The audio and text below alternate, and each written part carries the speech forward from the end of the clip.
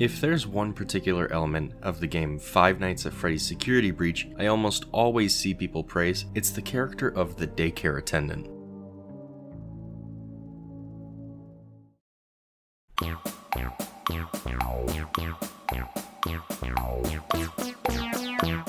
The Daycare Attendant is an animatronic that exists inside the Superstar Daycare Center, where his role seems to be watching over kids while parents are away. The Daycare Attendant, for the most part, lives up to this, being one of the only animatronics designed with 5 fingers, possibly for sign language purposes or to provide a delicate touch. His programming also makes him slightly neurotic, encouraging kids clean up their messes and, more importantly, stay in his sight. But despite this, when the lights go off, his evil side comes out. In a sort of Jekyll and Hyde-esque transformation, Sun becomes Moon, and the hunt is on. Moon is a dangerous robot, skulking about on 2s, all 4s, or using a mounted rope contraption that allows him to basically swim through the air. When the lights are back on, Moon disappears, but only for as long as there's power in the building, which means that every hour of the game at the hour switch, when the power goes out, Moon comes back, nimbly gallivanting about the Pizzaplex. And when this guy came out, everyone loved him. Even my buddy Isaac, who is maybe the one person to hate Security Breach more than Phil Morg, can enjoy the Daycare Attendant. And I love this guy. Although I don't normally group him with the glam rock animatronics, if I did, he'd be my number 1, maybe number 2 tied with Roxanne. But there's always been something up with Sun and Moon that just never really sit right.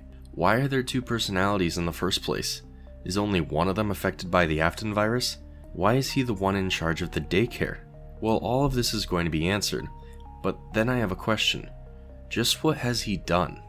Well, first, let me explain one of his main appeals to me, his design.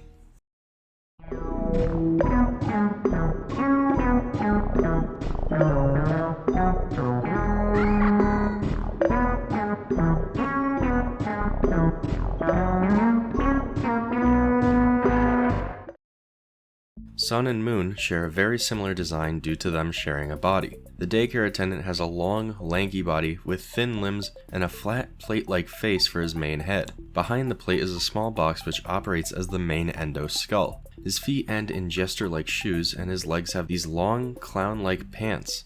But the most fascinating part of this design is its versatility. It seems through lights inside of the robot, the colors of the actual robot change, from warm yellows and reds to cool blue tones. Sun's spikes also recede and he wears a nightcap as Moon.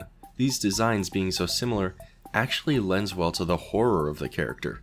The fact that you can constantly see Moon's face in Sun's is important to the creep factor of this character, I believe. Furthermore, with how the 2 are animated, you can really tell their unique personalities apart from one another. Sun skips and frolics, and Moon does this creepy scorpion walk thing. The sound design is also really important. Although most of the animatronics sound like big hydraulic machines, the Daycare Attendant instead sounds like a metal spider when it moves around. When compared to the glamrock animatronics, Sun and Moon sticks out. They just don't fit in with the rest of them.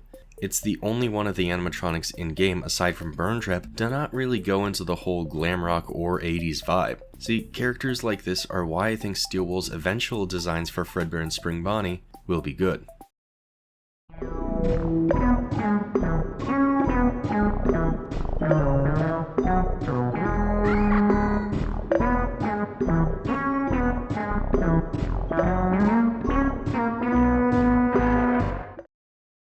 So if you want to know the history of the Sun and Moon characters, we need to take a look at Tales from the Pizzaplex. Tales from the Pizzaplex might not be the best way to get context on every little detail about Security Breach, but in our case, for our purposes, it's perfect. We're told in Bobby Dot's Part 1 that the Daycare Attendant was not initially the Daycare Attendant, but rather a performing stage robot that you could see in the theater. We find out as well that the Sun and Moon halves are intentionally different halves of their personality, with the 2 of them being a sort of actor on stage. One was the creepy and villainous Moon, and the other was the lovable jester Sun. And since this animatronic was never supposed to be touched by people, or even be around them without a stage, nobody thought it was wrong. However, eventually the actor was moved to the daycare next door, and became the Daycare Attendant. However, seeing that it would cost too much to entirely reprogram the robot, Fazbear Entertainment decided it would be easier and more cost efficient to just keep the lights on and never let him turn into Moon. And in order to do that, several generators were hidden in the play structures to make sure they didn't all get knocked out at once. Makes you wonder what really happened in the daycare section of Security Breach. But this origin story for the daycare attendant explains a lot, including why he gets all up in Gregory's face. He's an entertainer who's used to being watched and having others look at him. But then, what about the Afton virus? Well, we can probably figure this out as well. As it's been revealed in Security Breach, the Afton virus was sent out as a cascade, meaning one big wave, affecting every machine in the Pizzaplex at once.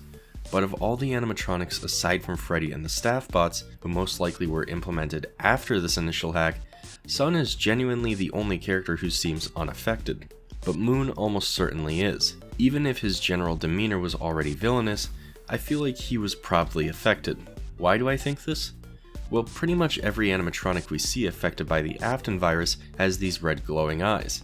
This is something Moon has as well. The only animatronic in-game to not have these are Afton, whose eyes are purple, and Glamrock Freddy, since he remains a good guy throughout the game. Except in the opening cutscene, but that does take place before Freddy boots into safe mode, so I don't think it counts. So if Moon is being affected by Afton, then how did this happen? And why is it not affecting Sun? Well, if I had to guess, it's probably because the cascade took place during a power outage, or maybe at some point when the power went off or back on. At some point when the lights were off, Moon was manipulated and became more dangerous. But why? Well, I have some startling information.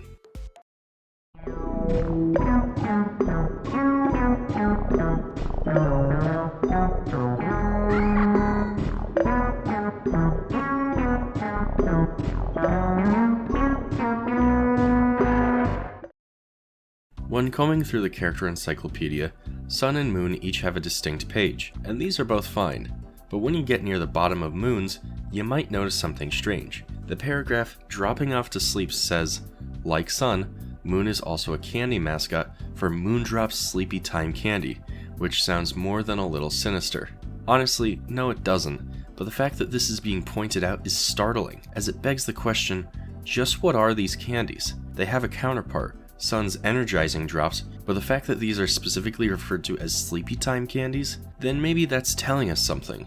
If I can, I'd like to offer up a little theory. Several children have gone missing at Freddy Fazbear's Mega Pizzaplex. It's never specified how many or where they are now, but most importantly for this discussion, it's never specified how they went missing. Although it's heavily implied that Vanny is at the root of all this, I'm not sure she's the only one doing this. I think Moon has probably taken someone out. The idea of Sleepy Time candies being able to put kids to sleep would allow Moon, or really anyone in the Pizzaplex, to easily kidnap or kill a kid. And with Moon being in charge of the daycare, I think it makes a lot of sense for him to be the one doing so much of this.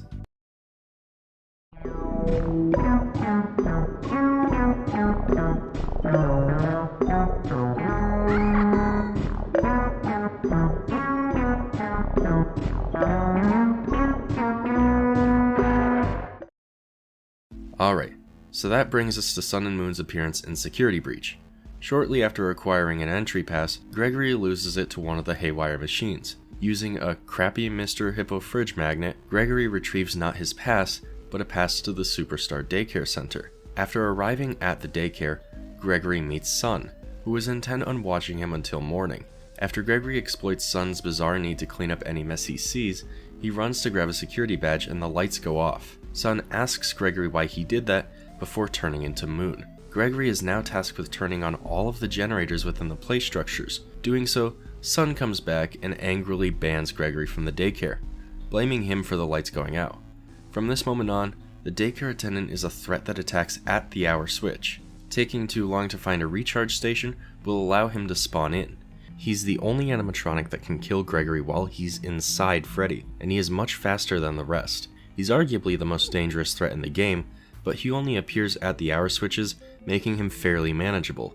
Other than that, he doesn't really have much else to do in the game. You can see that he's blocked off every entrance to the daycare because he's been banned, indicating that Sun, at least, is mobile.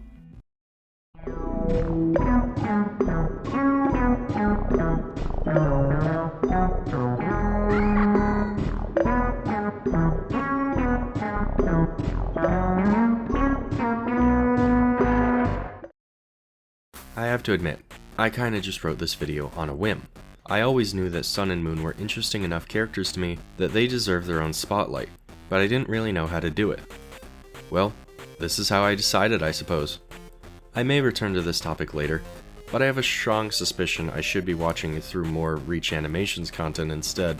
Oh yeah, and one more slight thing, I'm actually voicing Moon in Five Nights at Freddy's Cleanup Crew.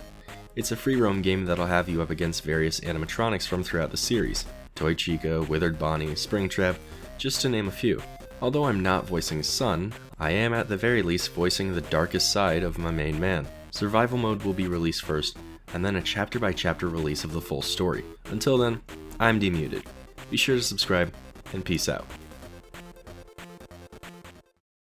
Only do what your heart tells you. Take 3 Xanax bars and steal a transmission from AutoZone. You got it, boss.